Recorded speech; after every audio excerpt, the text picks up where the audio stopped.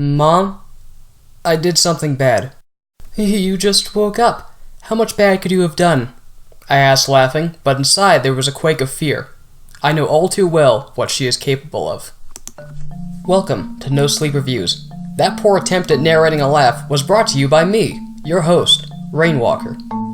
Today, I'll be reviewing Beth by Bluefrogs83. For those of you that don't know, Nosleep is a subreddit where people post usually short horror stories. Let's begin. So divorce is an unpleasant experience for just about everyone who goes through it. Our protagonist is a mother who shares custody of her daughter with her former husband, who also happens to have gotten remarried. The story takes a bit of time to build up to the part, though, that truly turns it into a real horror story. Imagine if your ex-spouse's current fiancé was enforcing decisions for your child. Imagine these decisions were having a strongly negative effect on your child, and you were unable to do anything about it. I find myself quite sympathetic to the protagonist of this story.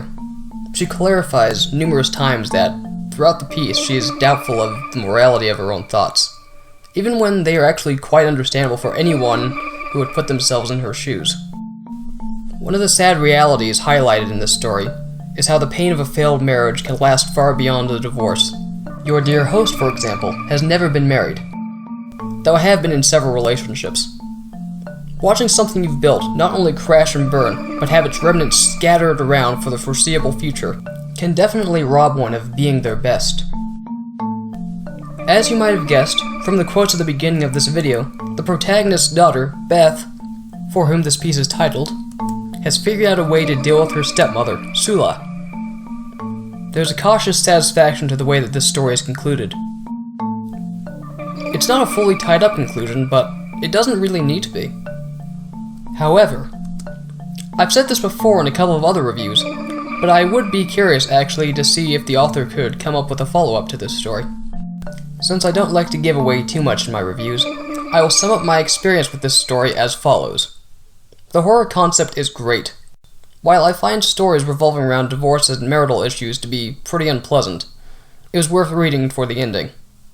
Our protagonist is a bright woman, who is well aware of how badly situations can progress if dealt with poorly. I find this is a story that could appeal to those hoping to see the bad guy, or lady in this case, experience some comeuppance for their abhorrent behavior. I would like to thank Bluefrogs83 for giving me permission to review Beth. A link to this story and the author's Reddit page will be provided in the description. If you're interested in hearing more reviews, please consider liking this video, subscribing, and leaving a comment. I work to upload a new review every other day, around noon Eastern Standard Time, so be sure to check back several times per week. I also narrate my own stories, which are uploaded here on my channel. My two main narrations are, the crash wasn't the scariest part of the accident, and my coworker has been turning me into a monster. Also, coming up will be a dramatic narration of my most popular no-sleep story, I inherited a mansion, but I want nothing to do with it. I hope you will check out my other content, and stick around for my upcoming reviews and narrations. My next review will be A Very Square Day by Gloomsocks. Once again, this has been a review of Beth by Bluefrogs83. I'm your host, Rainwalker, now returning to the shadows.